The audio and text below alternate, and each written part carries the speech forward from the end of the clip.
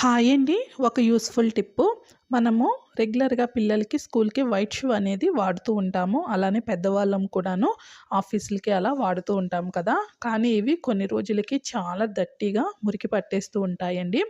వీటిని క్లీన్ చేయడానికి మనకి బయట మార్కెట్‌లో చాలా అవైలబుల్‌గా ఉన్నాయి. కానీ చాలా సింపుల్‌గానే ఇంట్లో ఉండే ఇంగ్రీడియెంట్స్‌తోనే మనం వీటిని నీట్‌గా క్లీన్ చేసేసుకోవచ్చు.